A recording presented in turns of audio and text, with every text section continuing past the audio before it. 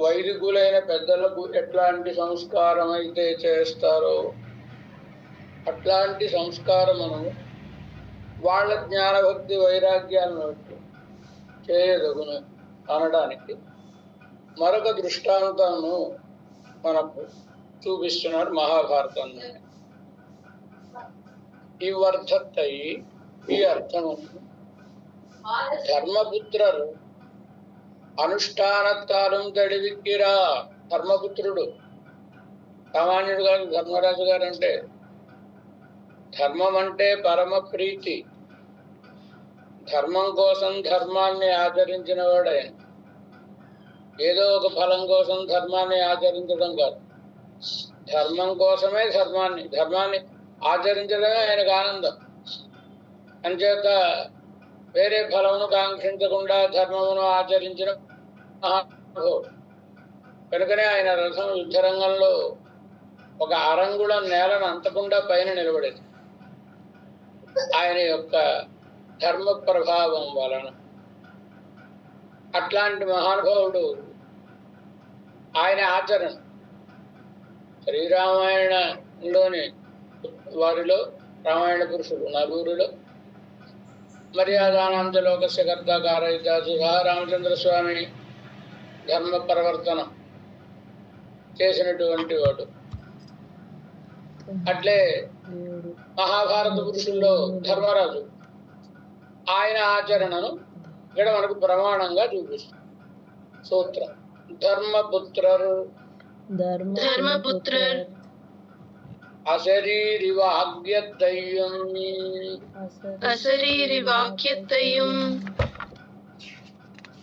ஞானாதிக்யத்தையும் கொண்டு ஸ்ரீ விதுரரை பிரம்மவேதத்தாலே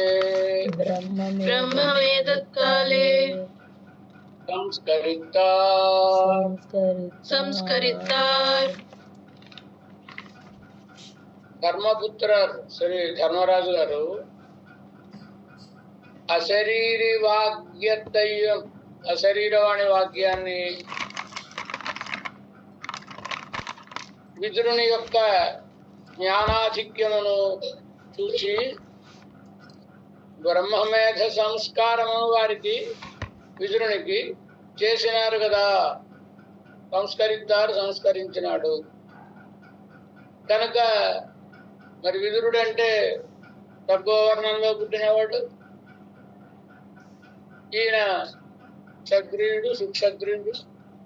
ఈయన ఆయనకు సంస్కారం చేశాడు. అది కూడా సామాన్యులకు చేసినట్టుగా కాకుండా బ్రహ్మమేధ సంస్కారం అది కూడా అశరీరవాణి యొక్క వాక్యమును బట్టి చేసినాడు అని. ఇది చాలా పుల్లేమకాచార్య వారి శైలి మనకందరికీ అందుబాటులో ఉండడం కోసం శాస్త్రీయములైన అర్థములను సుగమంగా మనకు సూత్ర వాక్యములలో పెట్టి అందిస్తాం.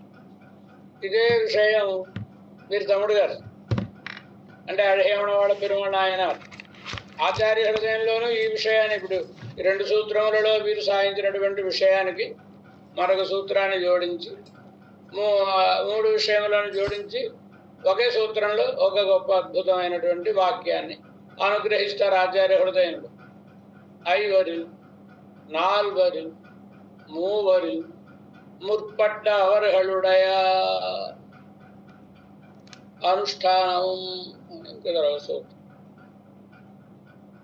ఐవరిల్ ఐదుగురిలో పెద్ద ఆయన పంచపాండవుల్లో పెద్ద ఆయన ఎవరు? ధర్మరాజు. నాల్వరిల్ శ్రీరామ భరత లక్ష్మణ శత్రుఘ్నుడు నలుగురిలో పెద్ద ఆయన శ్రీరామచంద్రస్వామి. మూవరిల్ ముగ్గురులో పెద్ద ఆయన. ఆ రెండింటికి అర్థం ప్రతివాడికి తెలిసిపోద్ది. మాత్రం పురాణాలు తెలుసు. ముగ్గురులో పెద్ద ఆయన ఎవరు? బ్రహ్మరుద్రేంద్రుడా, బ్రహ్మ విష్ణు మహేశ్వరుడా, మరి ఇంకేంటి అంటే అదే ప్రాకరణికమైన అర్థం. మూవరిల్ అంటే భగవద్రామానుజులకు పంచాచార్య పదాశ్రయ అని దృఢం. ఐదుగురు ఆచార్యులను ఆశ్రయించిన వారు. பெரிய திருமலை நம்பி, பெரிய நம்பி, திருக்கோட்டியூர் நம்பி,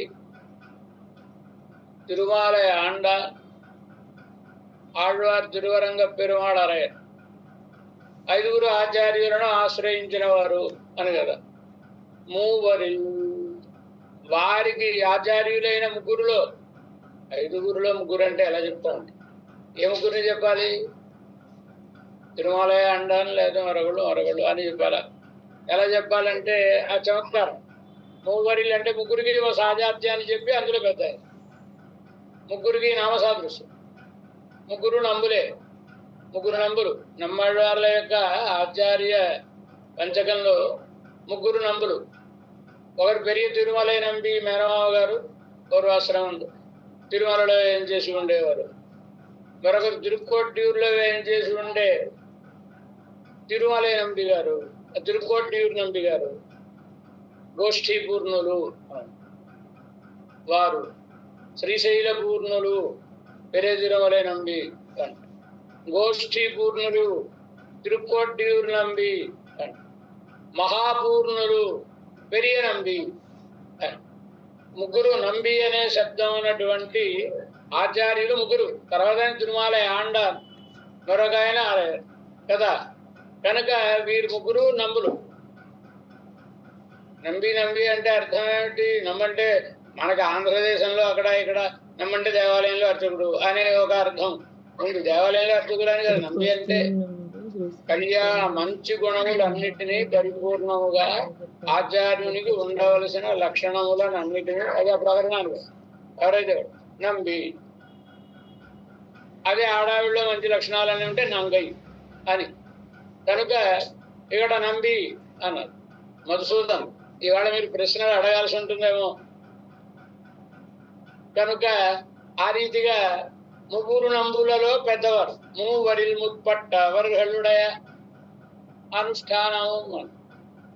ముగ్గురులో పెద్దవారు ఎవరు? ముగ్గురు ఆచార్యులే, భగవద్రామానుజులు. కానీ సమాశ్రయణములు చేసి మంత్రోపదేశం చేసి నా ఆచార్యులు పెరియ నంబి గారు. కనుక పెద్దవారంటే వారు పేరు కూడా పెరియ నంబి, పరాంకుశదాసులు వారి తిరునా కదండి. అట్లాంటి ఆచార్యులు వారి యొక్క అనుష్ఠానము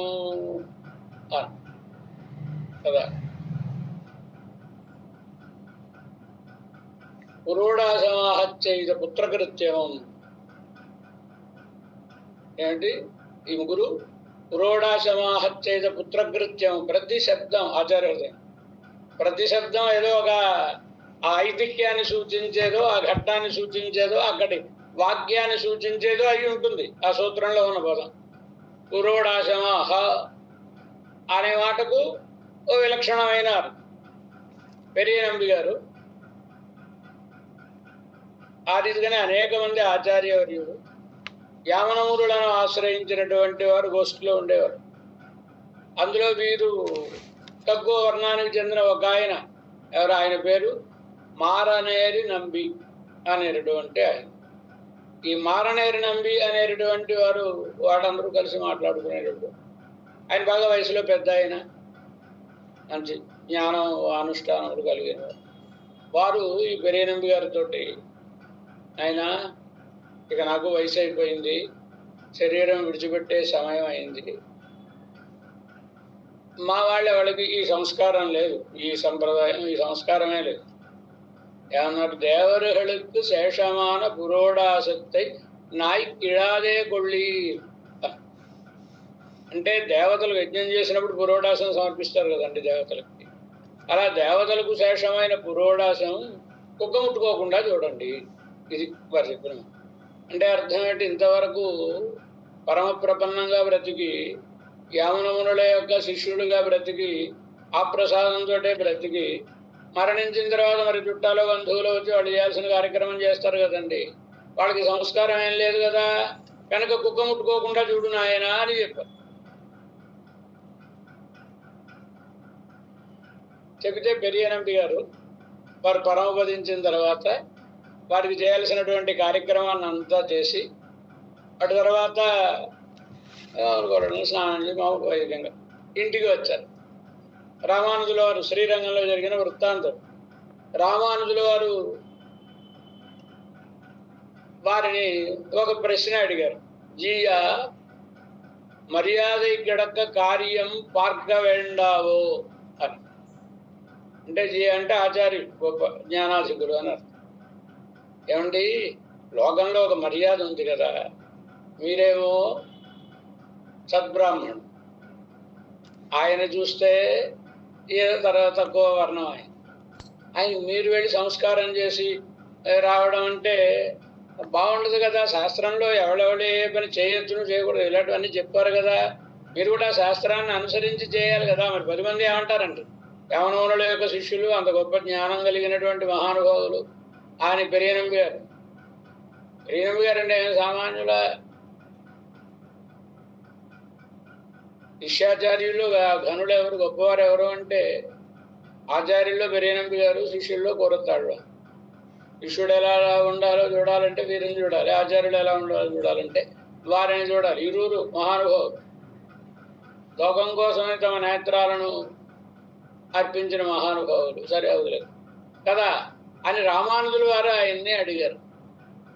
అడిగితే అని ఆ సూత్రం చాలా అందంగా ఉంటుంది, మనం అనుభవించాం కదా. కనుక ఇప్పుడు మరి ఇలా చెప్పేస్తే మళ్ళీ ముందు తెలుగుతుంది అంటారు, కనుక పూర్తి చేయాలి కదా. ఇప్పుడు అని రామానుజుల వారు అడిగితే అంటే వారు ఏం చెప్తారో అది లోకానికి ఉపాధేయం కదా. పెరియనంబి గారు చెప్పిన సమాధానం అంటే వారు రామానుజుల వారికి చెప్పిన సమాధానం పైలం సుడరుడి నెడుమార్ గడిమై కడలో శైవోపాధియో నాన్ చక్రవర్తి దుర్వహనారిక్కాట్టిలం శ్రేష్టనో అవర్ జటాయు మహారాజరిక్కాట్టిల్ నికృష్టరో అని. రామచంద్రస్వామి అంతటి వాడే ఒక రథకి సంస్కారం చేశాడయ్యా. ఇప్పుడు మారణేరు నంబి గారు అనేవారు జ్ఞాన వైసత్యం కలిగిన వీరు ఆ జటాయుకి ఏమైనా తీసిపోతారా? నేను రామచంద్రుడి కంటే గొప్పవాడినా? రామచంద్రుడే వారికి సంస్కారం చేసినప్పుడు నేను వీరికి సంస్కారం చేయడంలో అనౌచిత్యం ఏముంది? ఒకటి, మీరు ఈ ప్రశ్న నన్ను అడగకూడదు. ఎందుకని? తిరువరంగ పెరుమాళ అరయ్యల దగ్గర తిరువాయుడి అంతా చెప్పుకున్నటువంటి వారు కదా మీరు. అలాంటి మీరు అడగచ్చునా ఈ ప్రశ్న? తిరుమల దగ్గర అడగచ్చునా? ఎందుచేత అంటే పైలం సుడరుడి అనే తిరువాయుడి మనం చెప్పుకున్నాం కనుక, నెడుమార్గడివ ఈ 2 చరమవరనిష్టని వైభవాన్ని చెప్పేటటువంటి తిరువాయుడు. ఈ 2 తిరువాయుడు మీరు సంత చెప్పుకున్నారు, అర్థం చెప్పుకున్నారు కదా. మరి ఇంకా అర్థం అంటే మనం అర్థం చెప్పుకోవడం కోసమైనా ఆయన వంట పట్టించుకోవడం ఉంటుందా? కనుక కడలో సేయోపాధియో సాయంత్రం పాటు బీచ్ కొడతామండి, సముద్రం ఘోషిస్తూ ఉంటుంది. దానికి ఏమైనా అర్థం తెలిసినా మనకి? శబ్దిస్తూ ఉంటుంది తరంగలిస్తూ, ఆ శబ్దం వింటూ ఉంటాం తప్ప దానికి ఏం అర్థం తెలియదు. ఈ తిరువాయుడు కూడా అంతేనా? అర్థం ఉందా? ఉంటే పాటించాలిగా.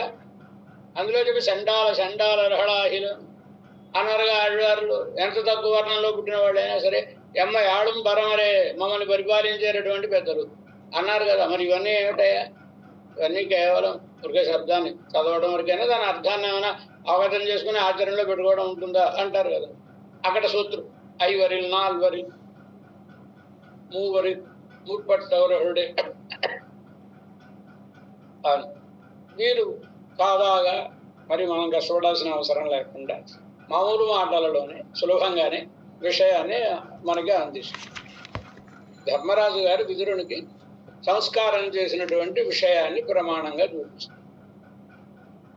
ధర్మరాజు అటు రామచంద్రుడైనా సరే ఇటు ధర్మరాజు గారైనా సరే ఊరికే గుడ్డెత్తి చేలో పడ్డట్టు చేశారు, మా పెద్దవాళ్ళు చేశారని చేసే కాదు. బాగా ఆలోచించుకుని ఇది ధర్మబద్ధం అవునా కాదా ఆలోచించుకునే చేస్తారు. ధర్మానికి వ్యతిక్రమం అయితే చేయరు. తల్లి చెప్పినా సరే తండ్రి చెప్పినా సరే, తండ్రి చెప్పినది ధర్మబద్ధం కనుక ముందు మాట ఇచ్చాడు, ముందు మాటను ముందు తీర్చాలి, తర్వాత మాటను తర్వాత తీర్చాలి, అది ధర్మబద్ధం. అందుచేతనే వెళ్ళాడు ఆయన. అదే తండ్రి నాయనా రామా ఆగిపో, నన్ను నిగ్రహించండి, నన్ను చెరసాల్లో పడేసి నువ్వు రాజువుగా మరలా నువ్వు విన్నాడా రామచంద్ర స్వామి? తల్లిగారు నేను నీతో వచ్చేస్తానంటే ఒప్పుకున్నాడా? నువ్వు వెనక్కి రావాయా అని గురువు గారు వశిష్ఠుడు చెప్పి ఒప్పుకున్నాడు. ధర్మం అయితేనే రామచంద్రుడు చేశాడు. ధర్మరాజు కూడా అటు. కనుకనే ధర్మరాజు ఏదో మాకు పెనతండ్రి అవుతాడు కదా వరుసకి అని మా మేలు కోరినవాడు మేలు చూచినవాడు అనే పక్షపాతంతో కాదు. కనుక అక్కడ సూత్రం ఏమిటి? ధర్మపుత్ర అశరీరి వాక్యత్తయ్యం. ఒకసారి చరిత్ర చెప్పుకుంటే అర్థం. ధర్మరాజాదులు యుద్ధం అయిపోయిన తర్వాత ధృతరాష్ట్రుడు, గాంధారి, కుంతీదేవి, విదురుడు వీళ్ళు అరణ్యానికి వెళ్ళిపోయారు. మేము ఇక్కడ ఉండలేను నాయన, అరణ్యానికి వెళ్ళిపోతామన్నారు. వాళ్ళందరినీ ఎదుర్కొ ధృతరాష్ట్రాదులు వెళ్ళిపోయారు. వెళ్ళిపోయిన తర్వాత కొంతకాలం అయిన తర్వాత ఒకసారి వాళ్ళని చూడాలి అనిపించింది ధర్మరాజు గారికి. ఇప్పుడు ఇంటి దగ్గర ఉన్నవాడు చాలా కాలం అయింది, అడవికి వెళ్ళిపోయేవాళ్ళు. ఒకసారి వాళ్ళని చూసి వద్దామని. కానీ వీళ్ళందరూ బయలుదేరి వెళ్ళారు వాళ్ళని చూడడం కోసం. అలా వెళ్ళిన సమయంలో అందరూ కనబడ్డారు, మాట్లాడుకున్నారు. కానీ విదురుడు కనబడలేదు. అదేంటి మా చిన్నాయన గారే కనబడటం లేదు, ఎక్కడికి వెళ్ళారు ఆయన అని అడిగాడు ఈయన ధర్మరాజు. ధర్మరాజు వస్తున్నాడనే మాట విని ఆయన ఒక్కడు అలా అడవిలోకి వెళ్ళిపోయాడయా అని చెప్పారు అక్కడ ఉండేవాడు. అంటే ఈయన విదురుని వెతుక్కుంటూ ధర్మరాజు ఒకడు వెళ్ళాడు. పెడితే ఎదురు వెళ్ళిపోతున్నాడు విదురుడు, వెనకాదలు ధర్మరాజు పెడుతున్నాడు. కొంచెం దూరం వెళ్ళిన తర్వాత ఓ చెట్టు దగ్గర విడు తిరిగి అభిముఖంగా తిరిగి నిలబడి ధర్మరాజును చూస్తూ ఆయన శరీరాన్ని విడిచిపెట్టేశాడు విదురుడు. విదురుడు అని తేజస్సు వచ్చి ధర్మరాజులో కలిసి, ఇద్దరు యమధర్మరాజు వంశంతో జన్మించిన వాళ్లే కదండి, కనుక ఆయనలో కలిసిపోయాడు. సరే అయిపోయింది, ఆయన పరమపదించాడు. అప్పుడు ఆయన సంస్కారం చేయాలి. కనుక ధర్మరాజు గారు ఆయన సంస్కారం చేయిద్దామని అక్కడ అరణ్యంలో అక్కడే సంస్కారం చేయిద్దామని బయలుదేరి తీసుకుని వెళ్ళిపోయాడు. పెడుతుంటే అశరీరవాణి నదగ్ధవ్యం, వెళ్ళడానికి వీళ్ళు సాధారణంగా అంటే పద్ధతులు వెళ్ళినప్పుడు 3 చోట్ల దింపుతారు. అలా ఈయన ఎక్కడో ఒక చోట దింపాడు. దింపేటప్పుడు నదగ్ధవ్యం అనిపిస్తుంది ఆ శరీరం. ఇదేదో ఈ ప్రాంతం అలాంటి కార్యక్రమానికి తగినది కాదు కావచ్చు అనుకుని మరో చోట నదగ్ధవ్యం. అలా మరి చెప్తే ఏమిటా అని చెప్తే బ్రహ్మమేధ విధించిన తర్వాత శ్లోకం. నాయన ఈయన జ్ఞానాన్ని చూసి ఈయన బ్రహ్మమేధ సంస్కారంతో సంస్కరించాలి తప్ప మామూలుగా ఎవడం అనాథప్రేత సంస్కారం చేసినట్టు చేయకూడదయా అని అశరీరవాణి చెబితే ధర్మరాజు వారికి బ్రహ్మమేధ సంస్కారం చేసినాడు. ఇది కనుక వారి యొక్క జన్మవృత్తం కాదండి, వారి యొక్క భక్తి జ్ఞానం, వాటిని హృదయంలో ఉంచుకొని వారిని గౌరవించవలసినదే అనడానికి ప్రమాణంగా చూపింది. 2 ఒకటి అశరీరి వాక్యత్తయ్యం, అశరీరవాణి వాక్యము. మరొకటి జ్ఞానాధిక్యత్తయ్యం. మరి విదురుడు ఎంత గొప్ప జ్ఞానం గలవాడండి. విదురస్వ మహామతి అంటారు కదా. ఈ రెండింటినీ కూడా తెలుసుకుని వీరు సామాన్యుల వలె సంస్కరించడానికి తగినటువంటి వారు కాదు అని గొప్ప విద్వాంసులను చేసేటటువంటి వాళ్ళకు చేసేటటువంటి బ్రహ్మమేధ సంస్కారాన్ని వీరికి చేశాడు ఆయన. అది ఈ సూత్రంలో విషయం. వ్యాఖ్య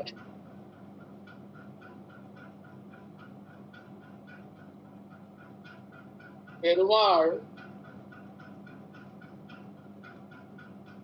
பரார்த்தமாக சாமானிய தர்மத்தை பண்ணி போந்தாரே ஆகியும் பெருமாள் రామచంద్ర స్వామి ఇతరుల కొరకని సామాన్య ధర్మాన్ని అనుసరించి పణ్ణిపోందారే సంస్కారం అది చేసినప్పటికీ విశేష ధర్మத்திலே திருவுள்ளம் பூத்திருக்கையாலே அவருக்கு அது செய்யலாம்.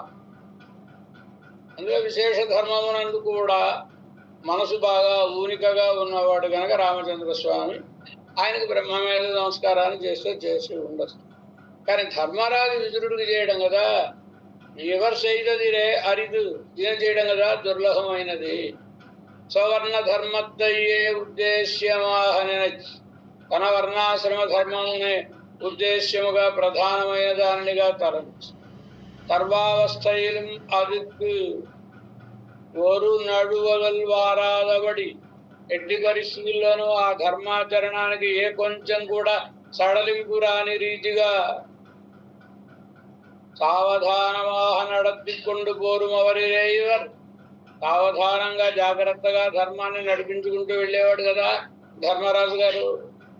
ఇప్పటి ఇరికి రావారు. ఇలా ఉండేటటువంటి ధర్మరాజు శ్రీ విదురరై సంస్కరికర దశ, విదురునికి సంస్కారం చేసే దశలో ఇవరుడే వర్ణத்தை பார்ப்பது, వీరి వర్ణాన్ని చూడడం, జ్ఞానాధిక్యத்தை பார்ப்பதாய், జ్ఞానాధిక్యాన్ని చూడడం. వర్ణాన్ని చూస్తే ఒక రకమైన సంస్కారం చేయాలి, జ్ఞానాధిక్యాన్ని చూస్తే మరొక రకమైన సంస్కారం చేయాలి. ఏం చేయాలి? ఏం చెయ్యక్కడో ఏం చేయగలను మనం అని వ్యాకులపడానిదే. వ్యాకులపడుతూ ఉంటే ధర్మరాజస్తు తద్రైవం,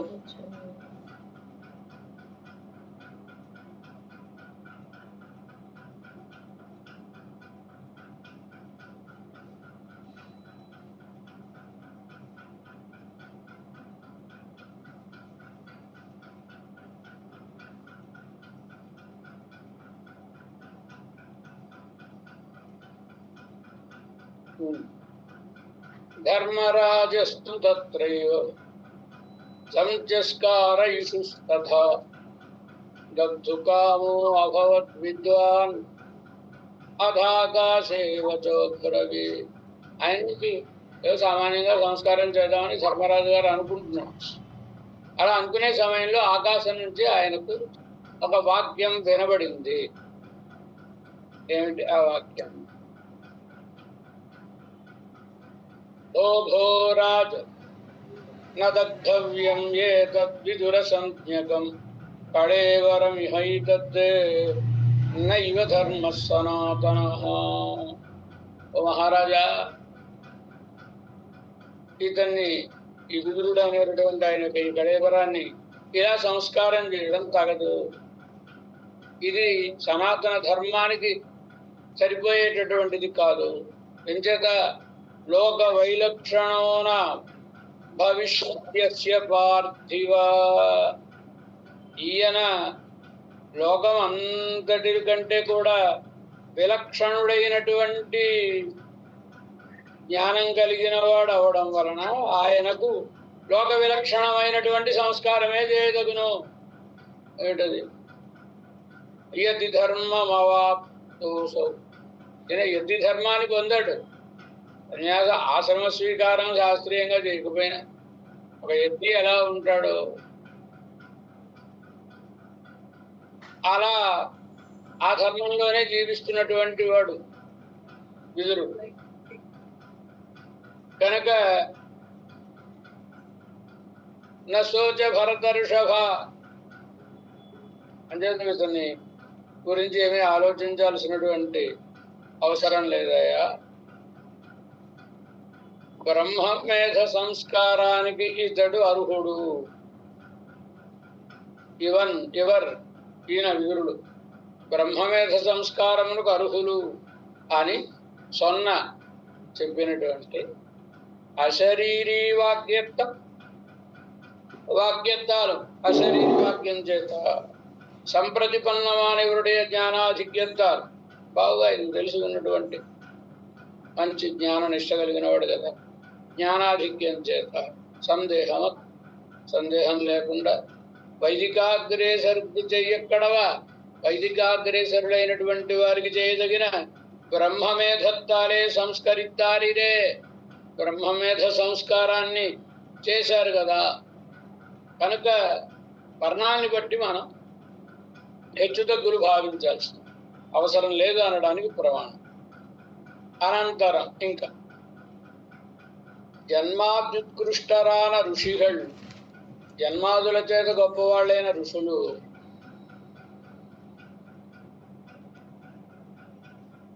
తదుత్కృష్ట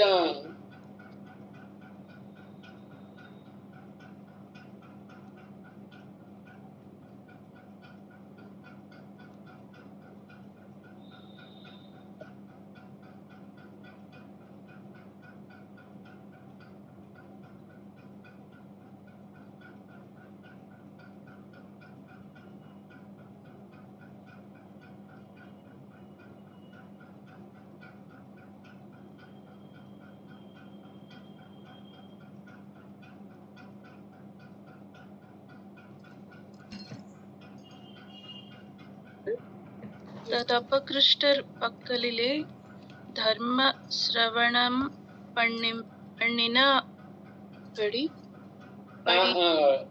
తదుత్కృష్టన్ అనే ఉందా? తద్ అపకృష్టరిలే అనుందా? అడియన్ అంతే, అదే ఉండాలి, అదే కదా. ఇందులో తదుత్కృష్టన్ అని పడింది. తదు అపకృష్టన్ పక్కలిలే అంటే ఋషులందరూ కూడా జ్ఞానులు, జన్మ చేత గొప్పవాడు, జన్మ చేత తక్కువవాడు ఎవరు? ధర్మవ్యాధుడు. అది వృత్తాంతం.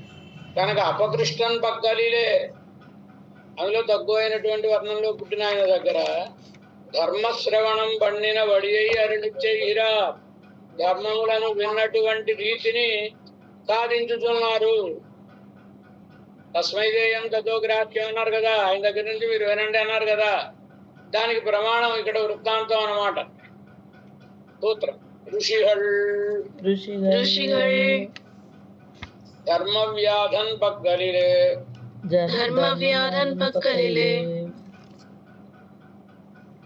துவண்டு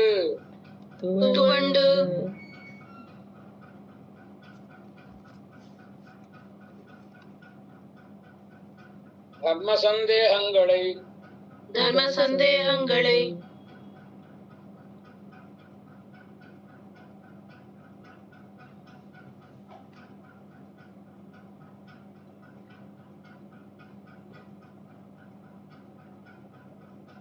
ఏముంది తర్వాత సూత్రం?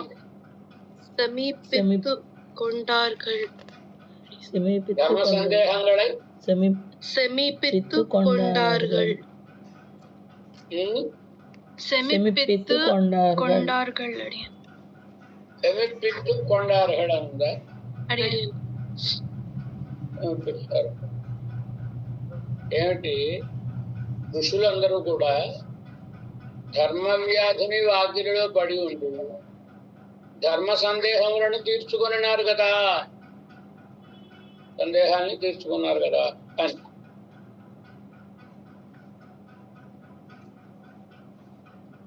వ్యాఖ్య చతుర్వేదధరరాయ్ 4 వేదాలు అధ్యయనం చేసిన వాళ్ళని సర్వోత్కృష్టరాయుడే ఋషి అడిరుప్పదు, అందరికంటే గొప్పవారే కదా ఋషులు ఉండేది. ఏవం భూతరానవர்கள் ఇలా ఉండేటటువంటి ఋషులు వేదశ్రవణ యోగ్యత ఇల్లాద కులத்தில் పిరందుళ్ళ ధర్మవ్యాధుడు మాంసవిక్రయణం చేసుకునేవాడు అండి, వ్యాధ కులంలో పుట్టినవాడు. కనుక ఆయన వేదం చదవడానికో చెప్పడానికో అధికారం లేదు కావాలి. అలాంటి అతడు వాది స్మృతియోడే జాతనాహయమలే ఏడు గొప్పతనం, జాతి స్మృతితో పుట్టాడు. క్రిందటి జన్మలో ఆయన చాలా గొప్ప విద్వాంసుడు, ఆ జ్ఞానంతో ఈ జన్మలో పుట్టాడు. భగవానుడు చెప్తాడు కదా, లభతే పౌరు తత్రతం బుద్ధి సంయోగాత్ లభతే పౌర్వదైహికం అంటాడు. భగవంతుని క్రిందటి జన్మలో ఆయన చాలా గొప్పగా ఆరాధించే కారణం చేతన మరణిస్తే తరువాతి జన్మలోకి వచ్చేటప్పటికి ఆ జ్ఞానం వెన్నంటి వస్తుంది అని చెప్పాడు కదా. కానీ ఇప్పుడు ధర్మవ్యాధుడు ఈ జన్మలో పుట్టడం, వ్యాధకులంలో పుట్టినా పూర్వజన్మలోని జ్ఞానం అంతా వెన్నంటి వచ్చింది ఆయనకు. కనుక జాతి స్మృతియోడే జాతనాహయాలే ఆ జ్ఞానంతో పుట్టినవాడు అవడం చేత పూర్వ జన్మ సిద్ధ మాన జ్ఞానத்தில் పూర్వజన్మలో సిద్ధించి ఉన్న జ్ఞానమునందు భ్రంశమిల్లామయాలం ఏమి ఆయనకి ఆ జ్ఞానం కోల్పోలేదు, అంతా అలాగే ఉంది. మాతాపితృ శుశ్రూష విశేషత్వాలు మీ జన్మలో బంగారు ఊయలలో కూర్చోబెట్టి తల్లిదండ్రుల్ని సేవ చేస్తున్నాడండి ఆయన. మరి తల్లిదండ్రుల సేవ చేసినటువంటి పుణ్యం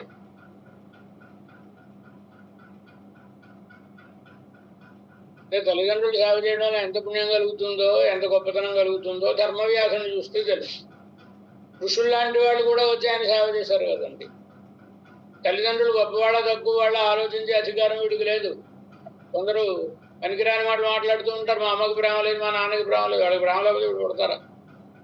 కాదు, వాళ్ళు ఎవరు కానీ వాళ్ళు మంచివాళ్ళు, వాళ్ళ వృత్తి ఏది కానీ ఏదో వృత్తి చేసి వీళ్ళని పోషించారుగా, వీళ్ళకి జన్మనిచ్చారుగా, కనుక వారిని ఆరాధించడమే వీళ్ళ కర్తవ్యం.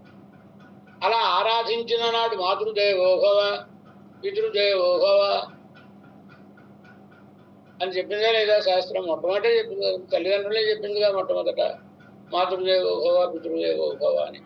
కనుక వాళ్ళని ఆరాధిస్తే కలిగేటటువంటి ఫలం అది తోడైంది. పూర్వజన్మ జ్ఞానం అది ప్రకాశిస్తోంది, తల్లిదండ్రులకు చేసే శుశ్రూష అది ప్రకాశించింది, దయిస్తున్నారు.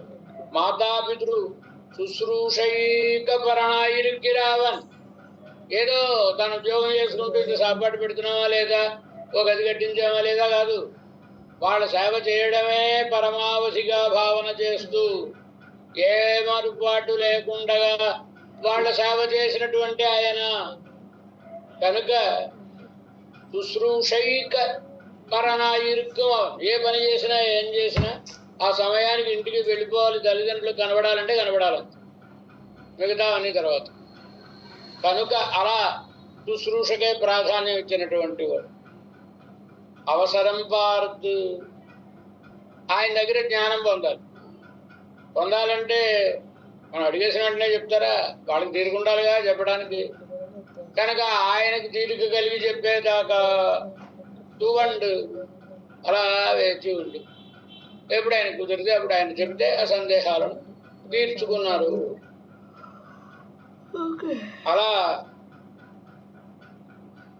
జ్ఞాతవ్యంగళాన ధర్మంగళి, తెలుసుకుని తీరవలసిన ధర్మములేందు, తంగళకు సందిగ్ధంగళాన అవయల్లాం, తమకు ఎక్కడెక్కడ సందేహాలున్నాయో వాటిని అన్నిటినీ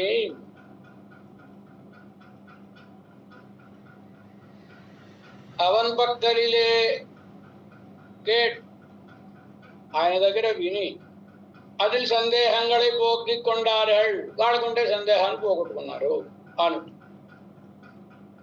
అని ఒక మహాభారతంలోనిది వృత్తాంతాన్ని చెప్తుంది. కశ్చిత్ ద్విజాతి ప్రవరు వేదాధ్యాయి తపోధన. అంటే కౌశికుడు అనే ఒక బ్రాహ్మణత్వం, ఆయన అడవి వెళ్ళిపోయాడు తపస్సు చేసుకుందాం, ఆయన వృత్తాంతాన్ని చెప్తున్నాడు. కశ్చిత్ ద్విజాతి ప్రవరు వేదాధ్యాయి తపోధన. బ్రాహ్మణ వర్ణంలో పుట్టిన శ్రేష్ఠుడైనటువంటి వాడు, వేదములను అధ్యయనం చేసిన వాడు, తపస్సుని ఇప్పుడు చేస్తూ ఉండేటటువంటి వాడు. తపస్వి ధర్మశీలశ్చ, అదే స్వభావం కలిగినటువంటి వాడు, ధర్మాన్ని ధర్మబద్ధమైన నడవడిక కలిగిన వాడు. కౌశికో నామ భారత, కౌశికుడు ఆయన పేరు. భారత అంటే వైశంపాయనుడు చెప్తున్నాడు జనమే.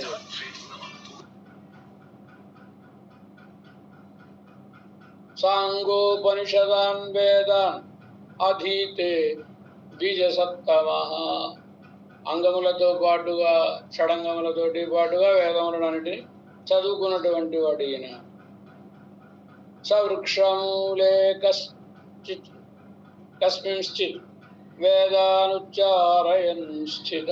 ఎక్కడో అరణ్యంలో ఓ చెట్టు మొదట్లో కూర్చుని వేదం అధ్యయనం చేసుకుంటూ ఉన్నాడు, చదువుకుంటూ ఉన్నాడు.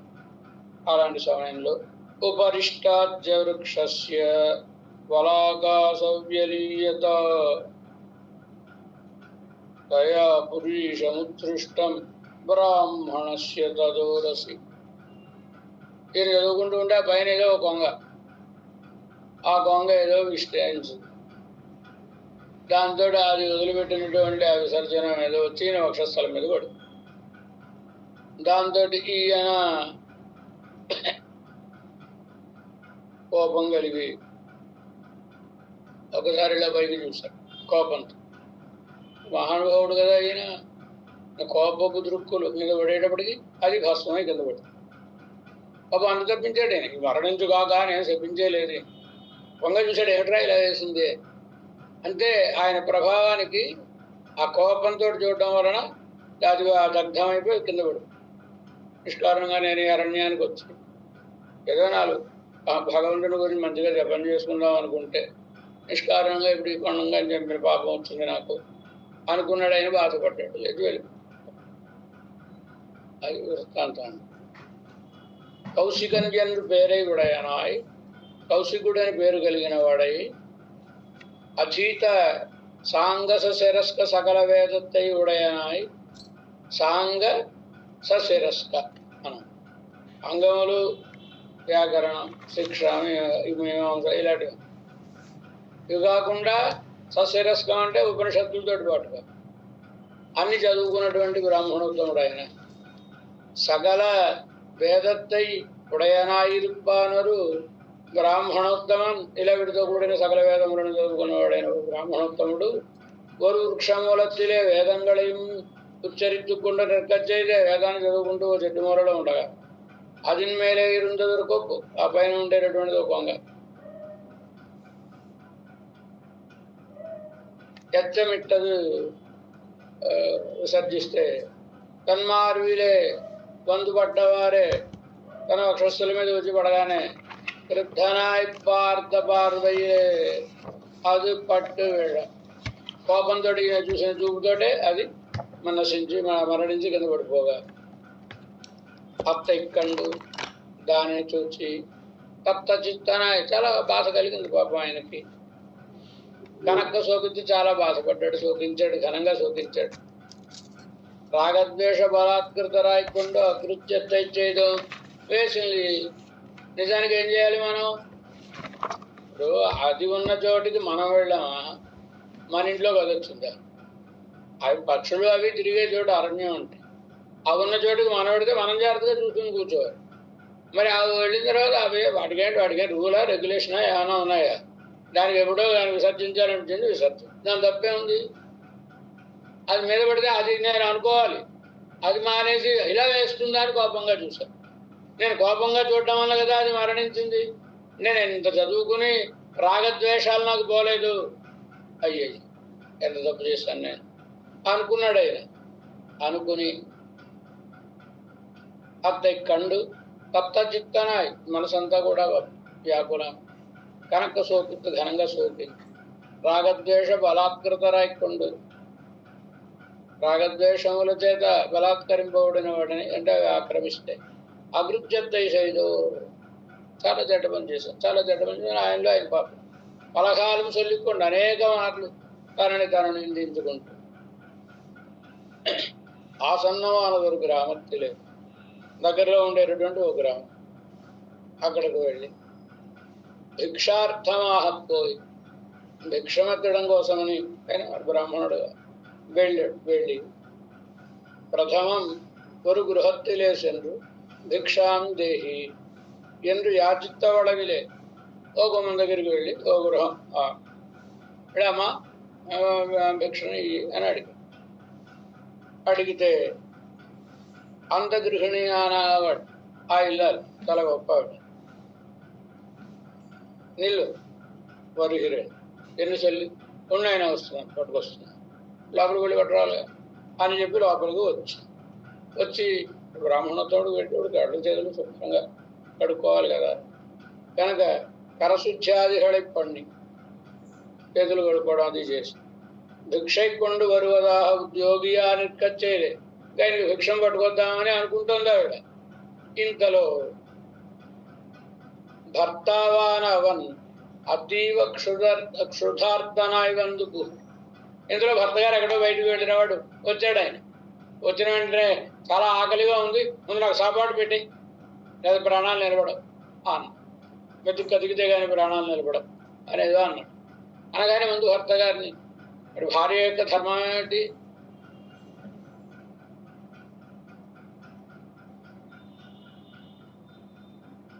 భర్త గారిని అన్ని విషయాల్లో చూడటం కదండి. కనుక ఈవిడ ముందు భర్త గారి పని చూడాలి. కనుక ఆయనకి స్నానం చేయడానికి నీళ్లు పెట్టి అని చేసి మొత్తం సాపాటు పెట్టిన తర్వాత సాపాటు చేసిన తర్వాత ఆయన విశ్రమిస్తే ఆయన పాదాలు పడుతుంటే అంటే అన్నీ మర్చిపోయింది ఇప్పుడు. భర్త గారు రాగానే ఒక బ్రాహ్మణుడు వచ్చాడు, ఆయనకు భిక్ష పట్టుకెళ్ళాలి తెస్తానన్నానని పాపం గుర్తులేదు ఆవిడకి. ఈ భర్త గారి శుశ్రూషలో తదేకంగా యా పతి పరాయణ అంటుంది శకుంతల. కనుక ఆ భర్త గారే సర్వస్వం అనుకునేది భార్య అంటే. సాపత్ని అని భార్య లక్షణాలు కొన్నింటినీ చెప్తుంది శకుంతల దుష్యంతుడితో చెప్పినప్పుడు మహాభారతంలో ఆదిపురం. కనుక ఈవిడ కూడా అలా భర్త గారే సర్వస్వం అనుకుంది. కనుక వెళ్ళింది, ఆయన సేవలు అన్నీ అయిపోయి ఆయన పాదాలు పడుతున్నప్పుడు గుర్తుకొచ్చింది ఇప్పటికి, ఓ బ్రాహ్మణుడు వచ్చాడు, ఆయన భిక్ష పట్టుకొస్తానన్నాను నేను.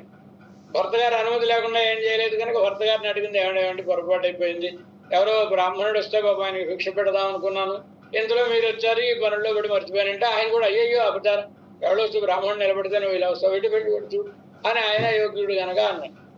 అనగానే ఇవిడిగా ఒక భిక్షం పట్టుకుని వెళ్ళి ఇదో వృత్తాంతం. ఏమంటున్నారు, భర్తావానవన్ భర్త అయిన ఆయన అతీవ క్షుధార్తనాయ వందు కుహుర మిక్కిలి ఆకలి కలిగిన వాడేరాగా అవళ్ పతివ్రతయాహయాలి, ఆమె పతివ్రత కనుక భిక్షై కొండు వరిహిరదై విట్టు ముందు ఆ పని విడిచిపెట్టేసి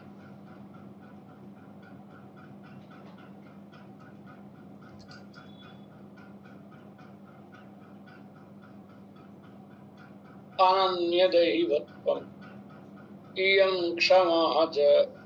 సీతాదేవి చెప్తుందండి, నేను పతివ్రత ధర్మాన్ని ఎంత బాగా పాటించానంటే అనన్యదైవత్వం, నాకు నా భర్త తప్ప వేరొక దైవం లేడు, అలా ప్రవర్తించాను నేను నా జీవితం అంతా. అంటే అమ్మా నీకేం తిరువారాసన అది లేదా? నాకేం తిరువారాసన లేదండి, భర్త గారే ఆరాధనే, భర్త గారే దైవం నాకు.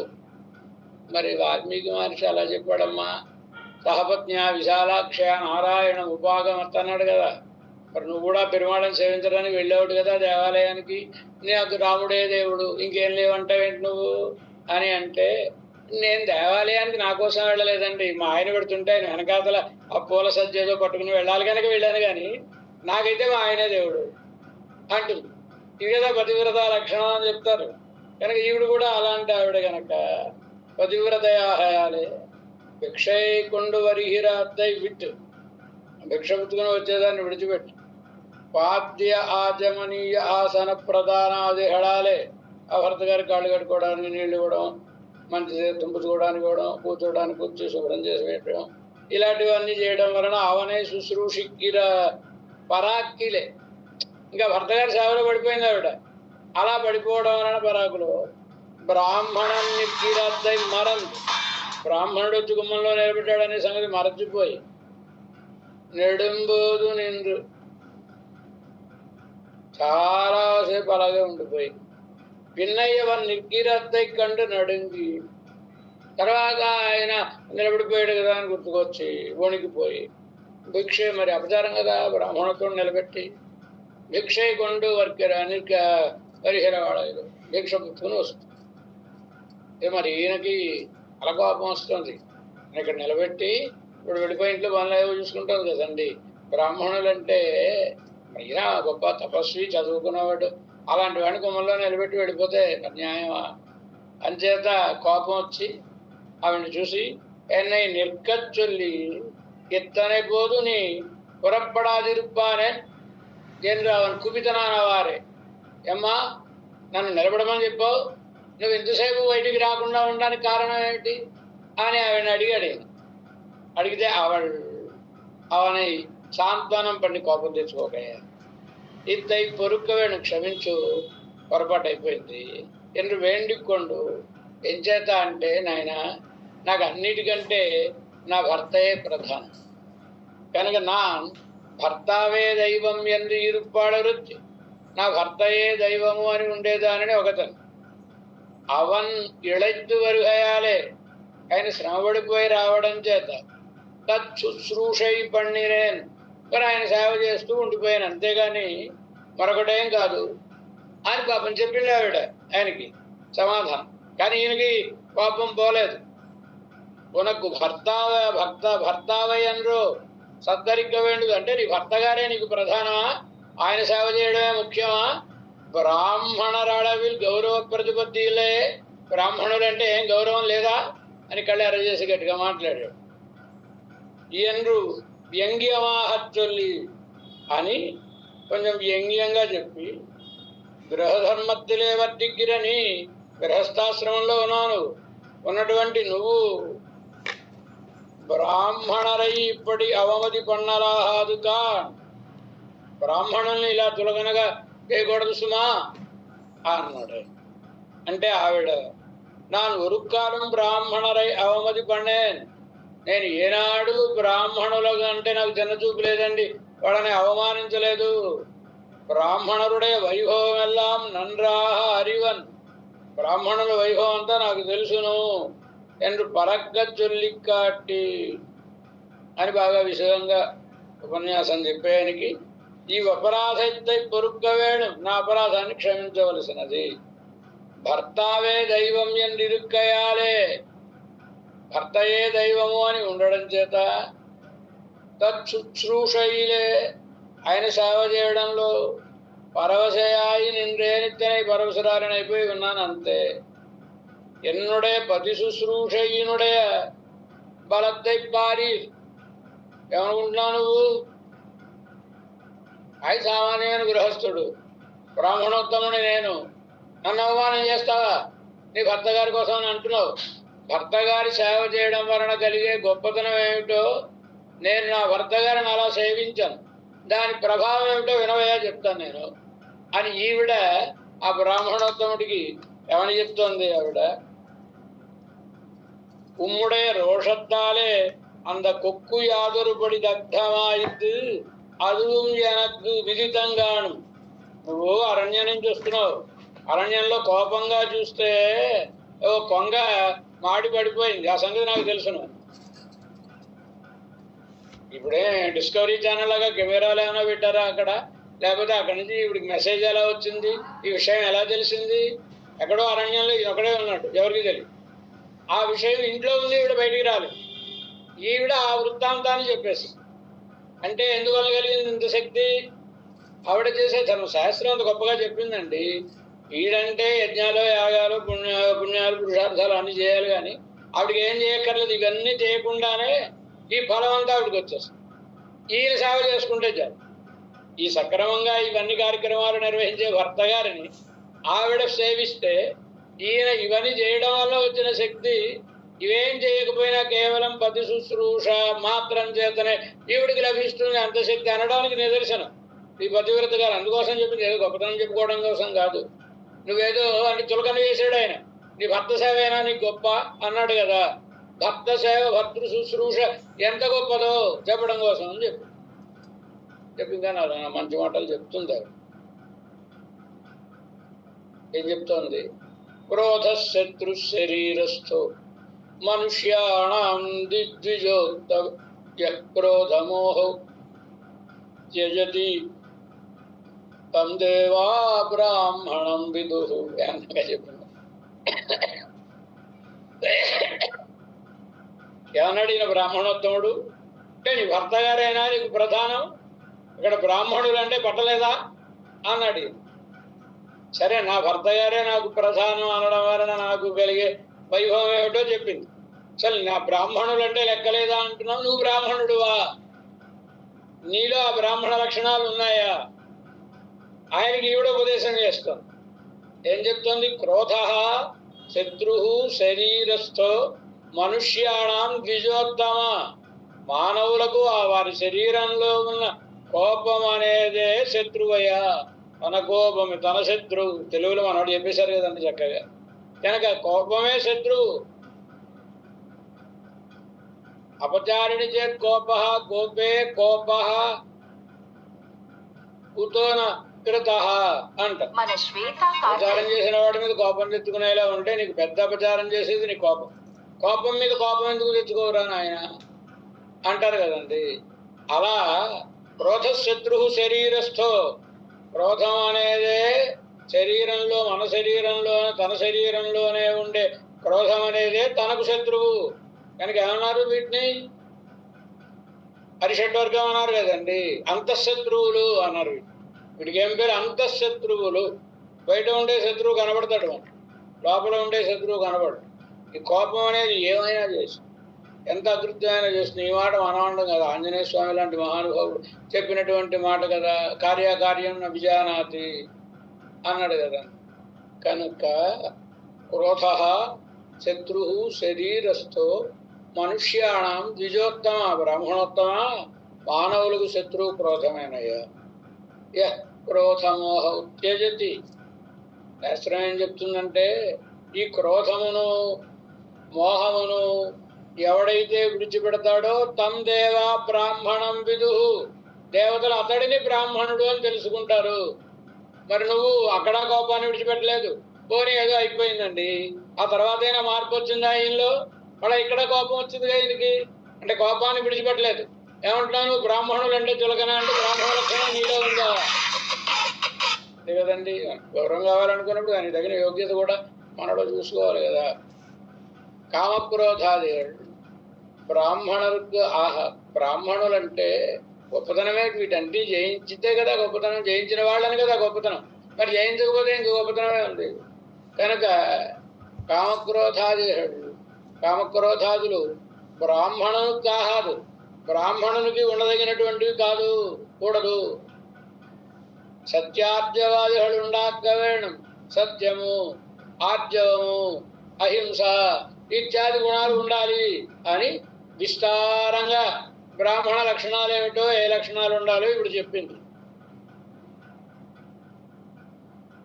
భవాన విద్యధర్మజ్ఞ అని చెప్పి, నీకు నేను చెప్పదగింది దాన్ని కాదయ్యా, నువ్వు శాస్త్రాలన్నీ చదువుకునేవాడు కనుక భవానపిజ ధర్మజ్ఞ, నువ్వు కూడా ధర్మాలన్నీ తెలిసినటువంటి వాడివే.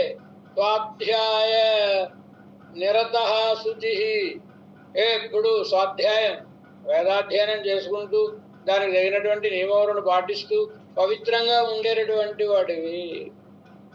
నదు తత్వేన భగవన్ ధర్మాన్ వేత్సీతి మే మతి. కానీ ఇన్ని యోగ్యతలు నీకు ఉన్నాయి కానీ నువ్వు ధర్మాన్ని ఉన్నట్లుగా తెలుసుకోలేదు అని నా అభిప్రాయము. మాతాపితృభ్యాం శుశ్రూషు, తల్లిదండ్రులకు సేవ చేసేవాడు, సత్యవాది సత్యమే పలికేవాడు, జితేంద్రియ ఇంద్రియమును జయించినవాడు ఒక మహానుభావుడు ఉన్నాడు. మిథిలాయాం వసం వ్యాధ, మిథిలా నగరంలో ఉన్నాడు వ్యాధుడు ఒక ఆయన.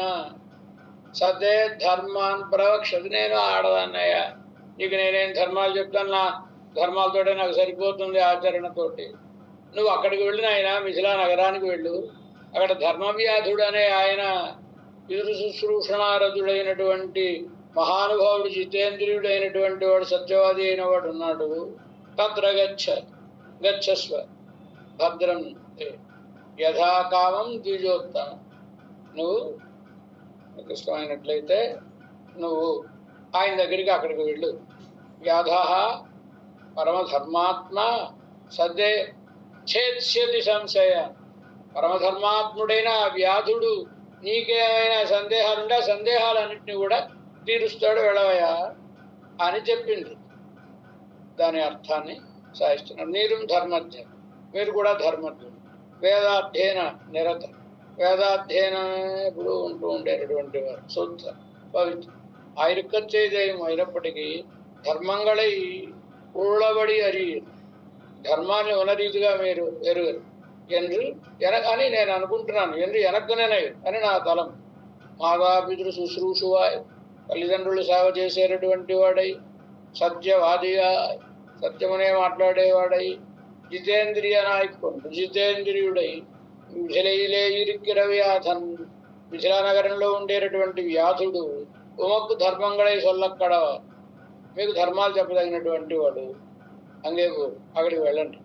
ఉమక్కు నన్మై ఉండావదాహ, మీకు మంచి కలిగేటటువంటి రీతిగా పరమధర్మాత్మావా ఇరుగ్గర అందవ్యాధన్, పరమధర్మాత్ముడే ఉండే వ్యాధుడు వేండినబడి ఉమ్ముడే సంశయంగళ ఎల్లాం పోహక్కడవన్, పోక్కక్కడవన్. మీరు ఏ అడిగితే అది ఆ సందేహములన్నింటినీ కూడా పోగొట్టగలిగినటువంటి వాడు ఆ వ్యాధుడు. అక్కడికి వెళ్ళవయ్యా ఈయన అనగానే ఆశ్చర్యపోయాడు ఆయన. ఎంత గొప్ప జ్ఞానం కలిగిన ఈవిడ అని. అవన్ ప్రీతనాయ్ అవళై కనక స్తోత్రం పడి అంగు నిండ్రు మిథిలేసన్ అని ఆవిడ్ని ప్రశంసించి స్తోత్రం చేసి, అమ్మ చాలా గొప్పదానివి, నేనే పొరపాటు పడ్డాను అని స్తోత్రం చేసి అక్కడి నుంచి మిథిలా నగరానికి ఈ కౌశికుడనే బ్రాహ్మణోత్తముడు వచ్చాడు.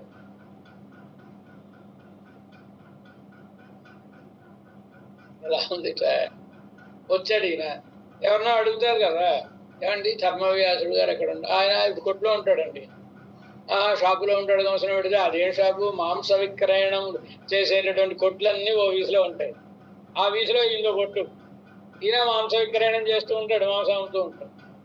ఈయన చూస్తే శుద్ధ బ్రాహ్మణోత్తమం. అసలు ఆ సన్నివేశం చూస్తేనే చాలా జుగుప్సాకరంగా ఉంటుంది ఈయనకి. కనుక ఈయన చూస్తే అక్కడెక్కడో అదిగోండి ఆ 4వ కొట్టండి ఆయనది అని ఎవరో చెప్పారు.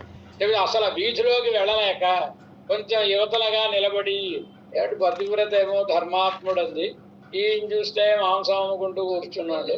ఈయన దగ్గర నేను ధర్మాలు వినాలిట, ఏమిటిది అనుకుంటూ నిలబడ్డాడు ఆయన. ధర్మవ్యాసుడు దూరం నుంచి చూచాడు. చూచి ఎవడికో ఆ కొట్టు అప్పు చెప్పి ఆయన చేతులు కడుపు ఈయన దగ్గరికి వచ్చి నమస్కరించి, అయ్యా పతివ్రత గారు పంపించిన వారు మీరేనా అండి అని అనగానే ఈయన ఆశ్చర్యపోయాడు. ఎందుకని అప్పటికి సెల్ ఫోన్లు లేవు కదా. మరి నేను అక్కడ బయలుదేరి ఇక్కడికి వచ్చిన సంగతి ఎవడు చెప్పుకుంటారు ఈ లోపల ఈయనకి?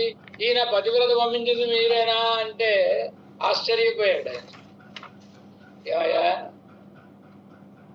చూచి, అయ్యా మీరు ఈ వాతావరణం మీకు నప్పదండి, నేను కొంచెం సాయంత్రం దాకా ఈ పని చేయాలి, మరి నా ఉద్యోగం ఇది, కనుక ఈ పని అయిపోయిన తర్వాత నేను ఇంటికి వస్తానండి, ఫలానా చోటుకు వస్తానని, అక్కడ తమరు ఉండండి, నేను తమరిని సాధారణంగా స్వీకరించి మీకు కావాల్సిన విషయాలు చెప్తాను అన్నాడు ఆయన.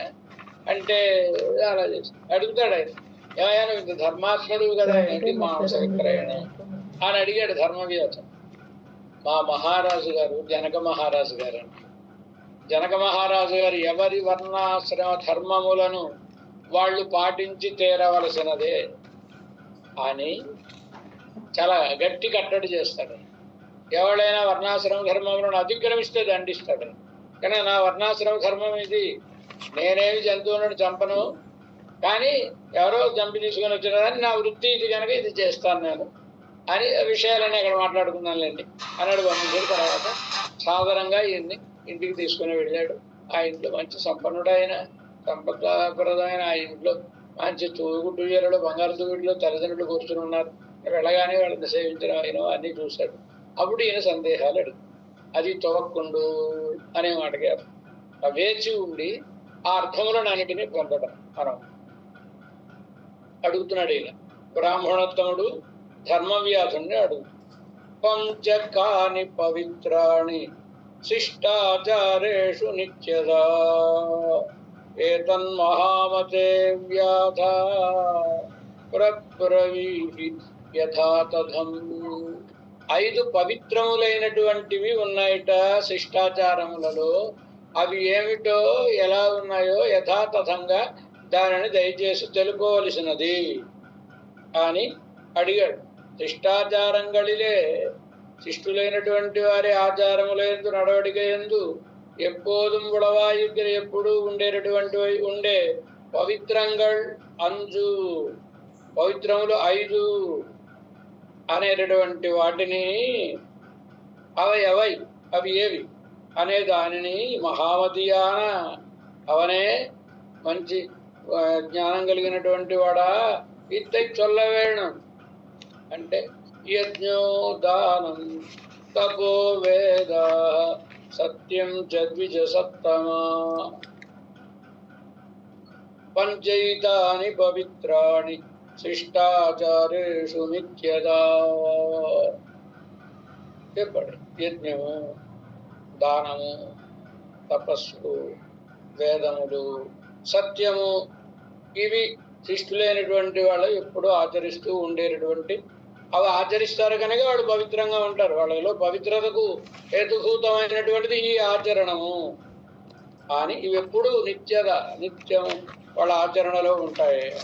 యజ్ఞము, దానము, తపస్సు, వేదములు, సత్యము, ఆహిర అనే పవిత్రంగాన పవిత్రములైనటువంటి ఎండమని పావనం చేసేటటువంటి ఈ 5 శిష్టాచారంగళిలే పెద్దల యొక్క ఆచరణముల యందు எப்போதும் உளவாயிருக்கும், ఎప్పుడూ ఉంటాయి. తండ్రి ఇత్యాదియాలే అవన్ ఇత్తై ఉపదేశిత అని ఆ ధర్మవ్యాసుడు సమాధానం చెప్పగా, ఇప్పుడు మేన్మేலும் ఇంకా ఈయనకి ఏమేమి సందేహాలు ఉన్నాయో వాటినన్నింటినీ తనకు సంశయమానవయల్లా ఈవెన్ కేట్ ఈయన అడగ్గా ఉపదేశముఖత్తాలే ఉపదేశం చేయడం ద్వారా సకల ధర్మ సంశయంగళయు ఈయనకుండే ధర్మ సంశయములన్నింటినీ ధర్మవ్యాధన్ అరుత్త ప్రకారం ధర్మవ్యాధులు ఛేదించిన ప్రకారమును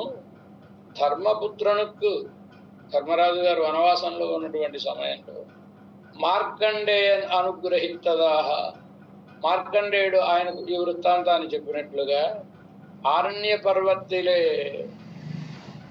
పర్వంలో 200వ అధ్యాయం తొడంగి 200వ అధ్యాయం మొదలుకొని అది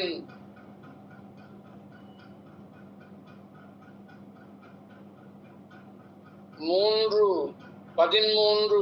అధ్యాయత్తాలే 13 అధ్యాయముల చేత పరక్క చల్లపట్టదిరే ఆ ప్రశ్నలు సమాధానాలు అవి అన్ని విశదంగా చెప్పబడ్డాయి కదా. ఇన్నము ఇంకా ఇప్పుడు ఆయన చెప్తాడు, నాయన నువ్వేదో అరణ్యానికి వచ్చేసావు, ఇదే నువ్వు చేసిన పెద్ద తప్పు.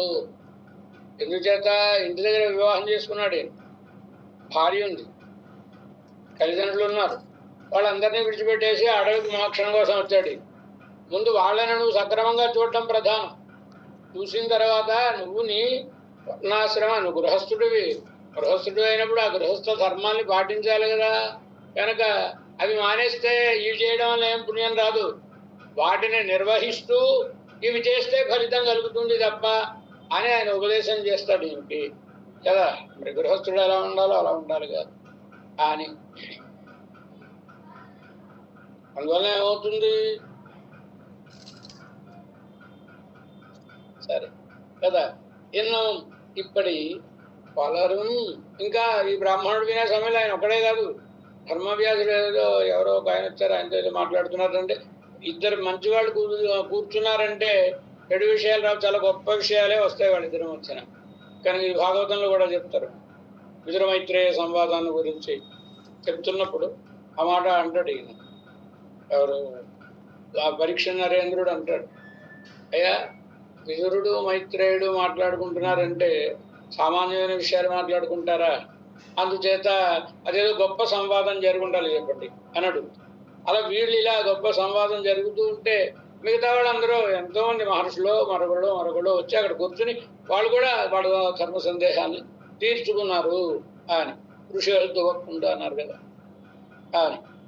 శమిపిత్తుకొండ అమై పల విడంగళిலும் అనేకమైన చోట్ల ఉన్నది.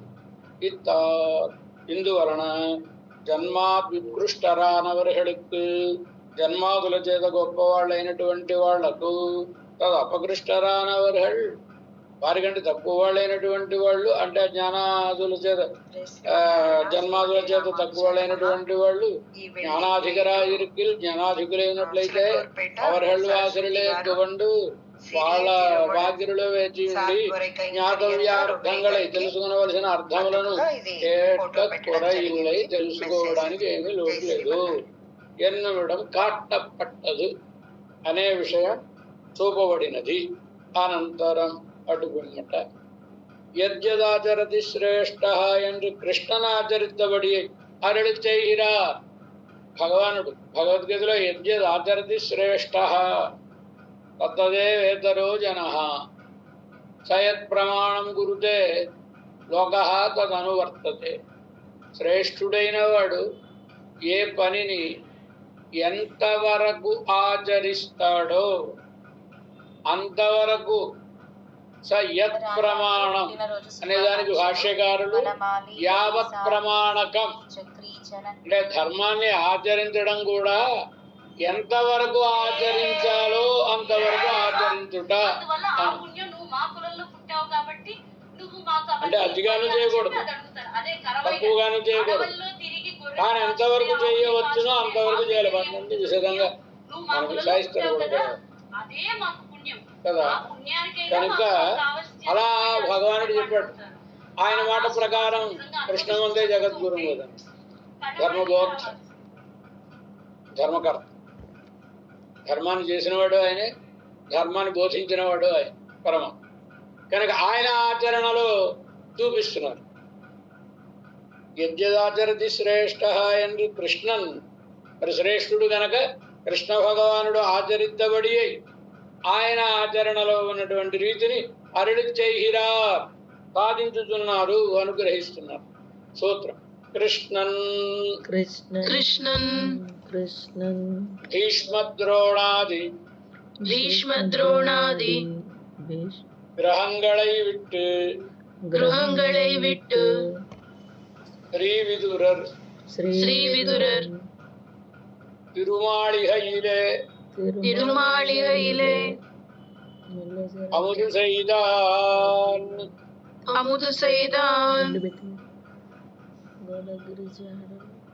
కృష్ణన్ శ్రీకృష్ణ భగవానుడు భీష్మద్రోణాది గృహంగళై భీష్మద్రోణాదుల ఇళ్లను విడిచిపెట్టి శ్రీ విదురర్ తిరుమాళి విదురుల యొక్క మేడయందు అముదు సైదా ఆరగించినాడు. ధర్మ సంస్థాపనార్థమాహ అవతరిత్తరుడి, ధర్మ సంస్థాపనార్థాయ అన్నాడు కదండి భగవంతుడు. ధర్మాన్ని ఈ లోకంలో సుస్థిరంగా స్థాపించడం కోసమని అవతరించి లోక సంగ్రహమేవాపి సంపశ్యన్ కర్తుమర్హస్. ఎంత గొప్పవాడైనా వర్తయేవచ కర్మణి అంటాడు కదండి. లోక సంగ్రహమేవాపి సంపశ్యన్ కర్తుమర్హస్. నీకు అవసరం ఉన్నా లేకపోయినా నీ వర్ణానికి నీ ఆశ్రమానికి తగినటువంటి ధర్మములను నువ్వు పాటించవలసినది. వాటితోటి ఫలితం ఉండని ఉండకపోని ఫలితము కోరువాడు ఎంత జాగరూకతతో ఆచరించునో ఫలితమును కోరని నీవు కూడా అంత జాగరూకతతోనూ వాటిని ఆచరించవలసినదే.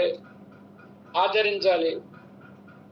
ఏమండి నాకు అవసరం లేదు కదండి, ఆచరించకపోతే నువ్వు గొప్పవాడు అనుకుంటున్నారు లోకం.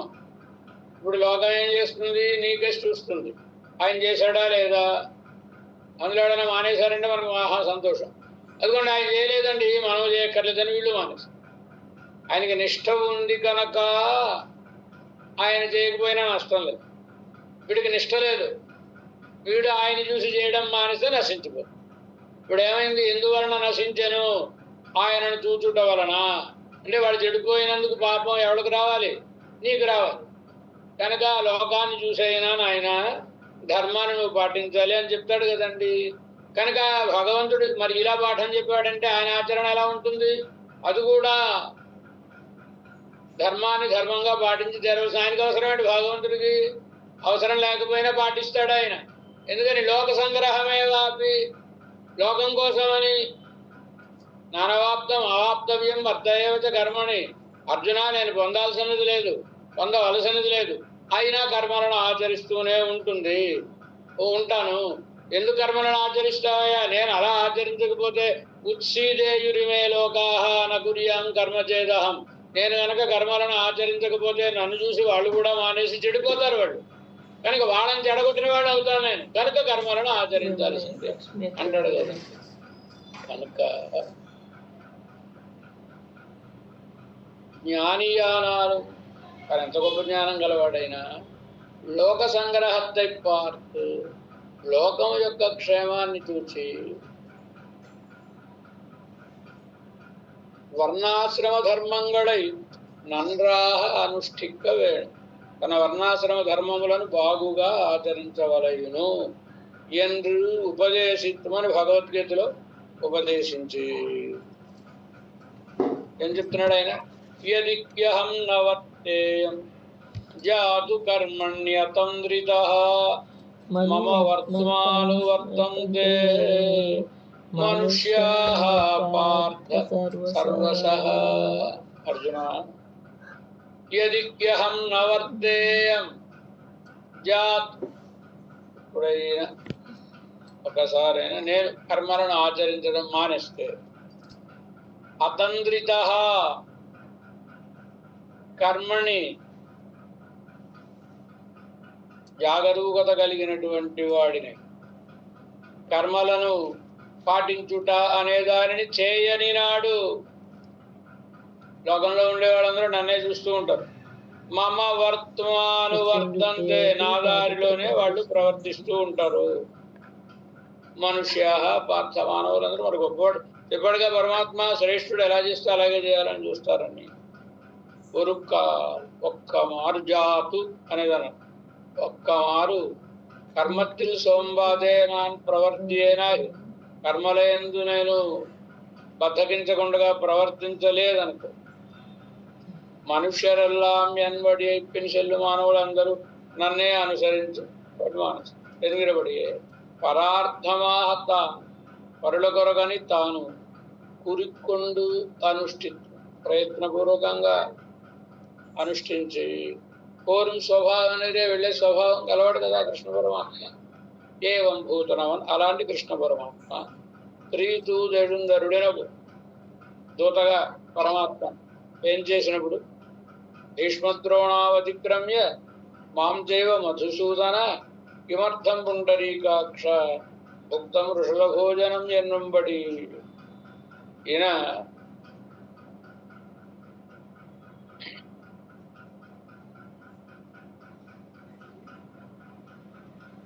ఏమిటి రాయవారానికి వెళ్ళాడు కృష్ణ భగవాన్. సుయోధనుడు వంటి విందులు అన్ని జయించాడు కృష్ణ భగవానుడి కోసం. ఆయన కూడా ముష్కమ పదార్థాలు అన్ని తెలుసుకుని అన్ని జయించి పరమాత్మని విందుకు వేయించేయమని ప్రార్థన. పరమాత్మ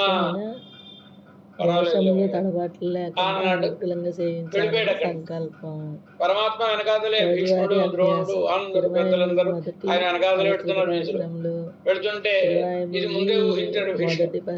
పరమాత్మ ఇలాంటి పొగరమో దీంట్లో సాపాటు చేస్తాడు. నేనంటే నా జీవితకాలంలో పెద్దల్ని ఆశ్రయించి ఎంతో విజ్ఞానాన్ని పొందడం అంటే కృష్ణ భక్తుడిని కనుక మా ఇంట్లో సపోర్ట్ చేస్తాడు. కానీ గొప్ప జ్ఞానం కలిగిన వాడిని కనుక మా ఇంట్లో చేస్తాడు. కానీ ఈయన ఏర్పాట్లు ఏవో రహస్యంగా చేయించాడు వంట సోమలు పెట్టి. పరమాత్మ మన ఇంటికి వేయించాయి అన్నాడు. పర్వాలేదు మీరు ఉండండి అని మళ్ళా దాన్ని విడిపోతున్నాడు ఆయన. ద్రోణుడు మనసులో నవ్వుకుంటున్నాడు, ఏ పరమాత్మ ఈ క్షత్రియుల ఇంట్లో సాపాటు చేస్తాడా, మా బ్రాహ్మణుల ఇంట్లో సాపాటు చేస్తాడు. కానీ వర్ణానాం బ్రాహ్మణో గురువు కదా, వర్ణాలు శ్రేష్టమైంది కదా అని ఈయన రహస్యంగా వంటలు చేయించి కనుక ఈయన కూడా పరమాత్మ ఇగో మన వేడ అన్నాడు. ఆయన అంటే పర్వాలేదు రండి మీరు ఉండండి అన్నాడు. ఆయన వెళ్ళిపోతున్నాడు. ఇలా వీళ్ళని అందరినీ కాదని ఎవరితో పెడుతున్నాడు ఆయన? విదురుడు అన్నాడు. ఆయన విదురుడు అనుకుంటాడు, భీష్ముడిని కాదన్నాడు, ద్రోణుడిని కాదన్నాడు, ఎక్కడ చేస్తాడు సాపాటు ఈయన అనుకుంటే, ఈయన మామ మీ ఇంట్లోనే నా సాపాటు అన్నాడు. అనగానే విదురుడు ఇప్పుడు పరమాత్మ ఏమిటి మా ఇంట్లో అసలు ఈయన ఊహించలేదు పాపం, నాలాంటి వాడి ఇంట్లో సాపాటు చేస్తాడు అనుకోలేదు ఆయన. ఆశ్చర్యపోయాడు ఆయన. సరే ఇంటికి వెళ్ళిన తర్వాత విందు చేశాడు ఆయన. ఆ విందును స్వీకరించి వచ్చిన తర్వాత దుర్యోధనుడికి ఒళ్ళు మండిపోతాను. ఎంచేత నేనిచ్చే భరణాలతో బతికేవాళ్ళు భీష్ముడు, ద్రోణుడు, విదురుడు, వీళ్ళందరూ నేనిచ్చిన భరణాలతో కదా బతికేవాడు. నాతో పనుండి వచ్చాడు, నేను సాపాటుకు పిలిస్తే రాలేదు. వెళ్ళి అక్కడ చేశాడు. పోనీ మా కులంలో పెద్ద ఆయన భీష్ముడి దగ్గర లేదా మా గురువు గారు ద్రోణుడి దగ్గర చేసిన ఏదో కొంతవరకు సమాధాన పడుకునేమో అక్కడ చేశాడు. కడిగి వారేస్తాను చూడండి సభలో కృష్ణుడిని అన్నాడు. సరే కృష్ణ భగవానుడు వాళ్ళ సాయంత్రం సభకు వచ్చిన తర్వాత సభలో అడిగాడు సుయోధనుడు, భీష్మద్రోణ అతిక్రమ్య, భీష్మద్రోణుల్ని దాటి అంటే వాళ్ళ మాట కాదని, మాం చైవ అతిక్రమ్య, నన్ను కూడా కాదని. అంతంత కళ్ళు ఉన్నాయి కదా, తేడా తెలీదా? ఎవడ మేడ ఎలా ఉంది, ఎవడ కుటీరం ఎలా ఉంది? కిమర్థం పుండరీకాక్ష భుక్తం వృషల భోజనం, వెళ్ళి సూత్రానందన్న వెంటయ్య అని అడిగేశాడు సభలో. అలా అడిగించుకోయేలా ఈయన వెళ్ళాడు కదండి విదురుని. సూత్రకారుల యొక్క గొప్పతనం ఏంటండి, సూత్రం ఎంత గొప్పగా సాధిస్తున్నారండి. శ్రీకృష్ణం భీష్మద్రోణాది గృహంగళై విట్టి, భీష్మద్రోణాదుల యొక్క ఇళ్లను విడిచిపెట్టి, గృహం ఇల్లు విడిచిపెట్టి, విదురరుడయ తిరుమాళిహైలే, విదురులది మేడ, మాళిహై అంటే మేడ, తిరుమాళిహై మంగళకరమైన మేడ. నిజానికి భీష్మద్రోణులవే మేడలు, ఈయనదే కుటీరం. కానీ ఈయన దానిని మేడ అన్నారు. వాళ్ళ వాటిని ఇళ్ళు సామాన్యంగా చెప్పేసి. ఎంచేత ఎంత గొప్పదైతే పరమాత్మ వెళ్ళడానికి నోచుకోకపోయిన తర్వాత అదే గుర్తుపెట్టుకోవాలి మనం. ఇంట్లో పెరుమాళ్ళకి గది పెరగకపోయిన తర్వాత మనం ఎన్ని గదులు కట్టుకుంటే సుఖం అంటే. కనుక పరమాత్మ లోపలికి వెళ్ళడానికి నోచుకోనప్పుడు అది ఎంత గొప్ప ఇల్లు అయితే ఏం ప్రయోజనం, అది ఇల్లే మేడ కాదు, పకార స్తోత్రులు ఏదో. విదురుని ఇంటికి వెళ్ళారు కనుక తిరుమాళి అయి మంగళకరమైన మేడ అయి అక్కడికి వెళ్ళి స్వీకరించాడు కదండి. ఉత్కృష్ట వర్ణ వృత్తార, గొప్ప వర్ణం నడవడిక కలిగిన వారు, ఇంగేడుంగరుడువర్ என்று பார்த்து కొండిరుంద అంటే తప్పకుండా పరమాత్మ మన ఇంటిగా ఏం చేస్తాడని చూచుకుంటూ ఉన్నటువంటి భీష్మాదిகளுடைய గ్రహంగళై భీష్మాదుల ఇళ్లను ఉపేక్షించి వర్ణాద్యుత్కృష్టరహితరాయ్, వర్ణం చేత వీళ్ళకంటే గొప్పవాడు కానటువంటి వాడే అత్తాలే ఇంగేడుందరుడు వర్యన్నం నేనైవం అత్తి ఇరుంద శ్రీ విదురర్. అసలు ఊహించలేదు విదురుడు మా ఇంటికి పరమాత్మ సాపాటుగా ఏం చేస్తాడని, ఆ ఆలోచనే లేదు. అలాంటి విదురర్ తిరుమాడి హైలే సాదరమాహత్యండ్రు బుక్కు. ఏమంటాడు ఆయన, ఏమయ్యా మామా విదురా, నీ కనీస మర్యాద తెలీదా? ఏడు పరమాత్మ, ఎవరైనా చుట్టాలు వచ్చినప్పుడు మా ఇంటికి సాపాటుకు రండి అని పిలవాలి కదయా, నువ్వేటి పిలవు, నేను మీ ఇంట్లోనే సాపాటు చేస్తాను అన్న. ఇది మహానుభావుడు, ఆయన అనేశాడు. కానీ ఆ మాట కృష్ణ భగవానుడు అంటే ఆయన ఒకడే ఉంటాడండి. వెనకాతల భోజులు, శృంజేయులు, ఇంకా బ్రాహ్మణోత్తములు, ఋషులు అందరూ ఉంటారు. వీళ్ళందరికీ ఇక్కడ సదీయారాధన చేయాలి కనుక అనేశాడు ఆయన. భుక్తవత్సు ద్విజాగ్రేష్ అంటారు. నిషణ్ణ పరమాస్ అనే అద్భుతం మా స్వామివారు చాలా అద్భుతంగా వర్ణించారు. విదురుని ఇంటికి పరమాత్మ ఏం చేసినప్పుడు నారద మహర్షి కూడా వచ్చాడు కృష్ణ భగవానుడితో పాటే. మరి ఆయన ఎప్పుడు ఉంటాడు కదా, ఆయన కూడా వచ్చాడు, చాలా అద్భుతంగా సాధించారు. నారద మహర్షి కూడా వచ్చిన తర్వాత చెప్పాడు ఈయన, ముందు వాళ్ళందరూ కూడా సాపాట్లు ఏర్పాటు చేయండి అని భుక్తవత్సు ద్విజాగ్రేష్, ముందు బ్రాహ్మణులు సాపాటు చేసిన తర్వాతే మనం చేయాలయ్యా, కనుక ముందు వారికి సాపాట్లు కానీ అనగానే వాళ్ళందరికీ సాపాట్లు అయిపోయాయి. అప్పుడే ఈయన కృష్ణ భగవానుడు కొంచెం అనుష్ఠానం చేసుకుని వచ్చేస్తాను అని స్నానం చేసుకుని పరమాత్మ అనుష్ఠానం కోసమని గదిలోకి వెళితే నారదుడు ఈయనకి అనుష్ఠానం ఏమిటి, ఈయనకి ఆచరణ ఈయనకి చెప్పకుంటుందా, ఈయనకి తిరువార మరి అక్కడి నుంచి తెచ్చుకున్నాడు ఆయన. ద్వారక నుంచి పెరుమాళతో కూడా కోయిలాడు వారు ఓ మందసం, ఓ మంచి ముఖమల్ కలాతు కట్టినటువంటి ఓ మందసం తెచ్చుకున్నాడు ఈయన. తిరువారాధన పెట్టాయి అన్నమాట, తెచ్చుకున్నాడు ఆయన. భగవంతుడు కూడా తిరువారాధన ఉంటుందా, ఈయనే భగవంతుడు కదా, తెలిసినాడు కదండి నారద మహర్షి అని. ఆ తిరువారాధనకి లోపలికి గదిలోకి పెడుతుంటే నారదుడు రాకపోతే మీరెక్కడికండి, తిరువారాధన అయిన తర్వాత నేను బయటకు వస్తానులేండి, ఎవరెవరు బయట ఏం చేస్తున్నాడు అన్నాడు కృష్ణ భగవాన్. అరే ఈయన ఎవరు తిరువారాధన చేస్తున్నాడో చూసే భాగ్యం మనకు కలగలేదే అని విదురుణ్ణి దగ్గరికి పిలిచి, నిన్ను రావద్దనలేడు కదా, మీలు కదయ్యా, విందిచ్చేది నువ్వు కనుక అసలు ఆ తిరువారాధన ఏమిటో చూసి చెప్పు నాకు నువ్వు అన్నాడు. విదురుడు పక్కన విసనకరతోటి కూర్చున్నాడు. ఆయన పెరువాళ్ళు ఓత్తపుండ్ర ధారణాలు అన్నీ అయిపోయిన తర్వాత తిరువారాధన ప్రారంభించాలి అంటే ఆ కోయిలాడి వారు ఆ వస్త్రం తీయాలంటే కృష్ణ భగవానుడు ఒకసారి అటు ఇటు చూశాడు. చూసేటప్పుడు ఏమయ్య ఆ కిటికీలు వేసాయి, ఫ్యాన్లు కట్టాయి అంటే తిరువారాధన చేసేటప్పుడు మనకి ఎంత సౌఖ్యంగా చూసుకుంటామండి తిరువారాధన అంటూ చేస్తే. అలాంటిది ఈయన తలుపులు వేసేయమన్నాడు, కిటికీలు వేసేయమన్నాడు, ఏమిటో రహస్యం ఏమిటో అనుకున్నాడు విదురుడు. అని స్వామి అని బంధించేశాను అన్న తర్వాత అప్పుడు ఆ మంద తీశాడు ఆయన. అందులోకి ఒక మంచి స్వర్ణపేటిక, బంగారు పెట్టె, భగవానుడికి లోటేంటి బంగారు పెట్టె తీశాడు, పెట్టాడు ఆయన. విదురుడు ఉత్సుకతగా చూస్తున్నాడు ఆ తిరువారాధన పెట్టెలో ఏముందో అని. మూత తీశాడు, తీస్తే లోపల ఇంకో పెట్టుంది చిన్నది. ఆ మూత తీశాడు, లోపల ఇంకో చిన్న పెట్టుంది. ఇలా ఇంత పెద్ద పెట్టె నుంచి పెట్టెలో పెట్టి చిన్నకి ఇంత భరిణ వచ్చింది. ఆ భరిణ తీసుకున్నాడు, చేతిలో పెట్టుకుని మూత తీసి ఇలా కొంచెం ఏదో తీసుకుని వేసుకోబోతుంటే చేయి పట్టుకున్నాడు విదురుడు. స్వామి అదేమిటో నాకు చెప్పాలి, ఇది నా భక్తుల పాదధూళయ్యా అన్నట్టు భగవాన్. ఆయనకి అదే తిరువారాధన అంటే ఏమిటి, భక్తుల పాదధూళే అన్నాడని చమత్కారంగా కథ చెప్తారు కదండి. ఇక్కడ అయిపోయింది, సాపాటు పెట్టాడు ఈయన. విందు నిషన్న ఈయన తర్వాత కూడా మనకి మంగళాశాసన ప్రకరణంలో కనుక కూర్చున్న తర్వాత విదురుడు సాపాటు అంతా అయిపోయిన తర్వాత పరమాత్మని అడుగుతాడు, స్వామి నువ్వు లోకాలన్నీ మింగేసిన వాడివి, ఉలహముండ వెరువాయ కదండి, మా ఇంట్లో నేను చేసిన ఈ చిన్న విందు నీకేం తృప్తినివ్వగలదు? కానీ ఒక్కటి ప్రార్థించగలను. అదే చెప్పు. ఏమన్నాడు ఆయన? సంభ్రమైస్తుష్య గోవింద ఏదన్న పరమం ధనం. ఎవళ్ళు ఎత్తుకుపోలేని ధనం ఒకటి మా దగ్గర ఉంది పరమాత్మ. ఆ ధనం ఏమిటంటే నీ యందు పరమ ప్రేమతో నువ్వు మా ఇంటికి వచ్చావు అనగానే పీటలు తన్నేసుకుని కుర్చీలు తన్నేసుకుని అటు ఇటు హడావిడిగా తిరుగుతూ ఏదో పండు బారేసి తొక్కబెట్టి ఇలా హడావిడి పడిపోయాను చూసావా, దీనితోటే ఆనందించు పరమాత్మ. అంటే మా హడావిడినే ఆరగించుము. సంభ్రమై తుష్య, మా ప్రేమను చూసి ఆరగించవయ్యా పరమాత్మ, అంతే తప్ప అన్యథావా విశేషేణ కస్త్వాం అర్చయితుం క్షమః. అసలు నిన్నెవడైనా అర్చించగలడయా పరమాత్మ?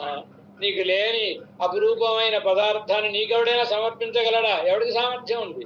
కేవలం మా ప్రేమను నీకు సమర్పించడం మాత్రమే, దానితోటే ఆనందించు పరమాత్మ అంటాడు విదురుడు. సంభ్రమైస్తుష్య గోవింద ఏతన్నః పరమం ధనం என்று பக்தி பரவசரான அவர் பண்ணின సంభ్రమంగళ ఎల్లాం గండు ఉహందు. ఆయన చూసే ఈ హడావిడంతా చూసి, విదురుని యొక్క సంభ్రమాన్ని చూసి పరమాత్మ చాలా ఆనందించి విదుర అన్నాని బుభుజే శుచిని గుణవంతి చ. విదురుని అన్నములను తినేను. ఎంత అద్భుతంగా చెప్తాడండి వ్యాస మహర్షి. విదురుడు విందు చేస్తున్నాడండి, వర్ణిస్తున్నాడు వ్యాసుడు. విదురు అన్నముపాహర, విదురుడు అన్నమును తెచ్చి పెట్టాను. భగవంతుడు శ్రీకరించుడు విదుర అన్నాని, విదురుని అన్నములను భుజించెను. ఆయన పట్టుకున్నప్పుడు అన్నం ఏకవచనంలో చెప్పాడు, ఈయన భుజించేప్పుడు అన్నాని బహువచనంలో చెప్పాడు. అంటే అర్థం ఏంటి? ఆయన సమర్పించింది ఏ కొంచెమైనా భగవంతుడు దాన్ని అధికంగా భావించి ఆరగించినాడు అని. కారణం ఏమిటి? విదురాన్నాని భుభుజే శుచిని, పవిత్రములైన విదురుని అన్నములు. గుణవంతి చ, గుణములు కలిగిన అన్నమును భుజించను. గుణములు కలిగి అంటే సాంబార్ పౌడర్ అలాంటి బజార్లో కొని పెట్టుకుని కల్పిస్తూ ఉంటారు కదండి. అలాంటివైనా గుణాలను ఎక్కడైనా దొరుకుతాయా మనకి అందులో కలపడానికి? మరి గుణములు కలిగిన అన్నమును తినను అంటే అర్థం ఏంటి? పవిత్రమైన అన్నమును తినను అంటే అర్థం ఏంటి? సాయిస్తుంది. అహంకారోపహతమల్లామయాలే, అహంకారం చేత కొట్టబడినది కాకపోవుట చేత. అంటే ఆ శ్లోకం ఏం చెప్పాడండి దుర్యోధనుడు? భీష్మద్రోణావతిక్రమ్య మాం చైవ మధుసూదన. పోని భీష్ముడిని ద్రోణుడిని నన్ను కాదని కృష్ణ ఎందుకు అక్కడ సాపాటు చేసామని అడగాలి. అలా అడగడు. భీష్మద్రోణుల్ని ఒక తెగ కింద చెప్పాడు. మాం చైవ, నన్ను కూడా కాదని. అంటే వాడిద్దరికంటే తాను చాలా గొప్పవాడిని అని వీడి భావం. ఎందుకని? వాళ్ళకి వర్ణాలు ఇచ్చేది నేను ప్రభువుని కనుక నన్ను కూడా కాదని వెళ్ళావు అంట. ఇదే భగవంతుడు వీళ్ళు గొప్పవాడు అయితే అవచ్చు కాక ఎందుకు విసర్జించాడండి? మతత్రయ పరిత్యాగం కావాలి. 3 మతములు లేకుండా ఉండాలి. అదే పవిత్రత అంటే.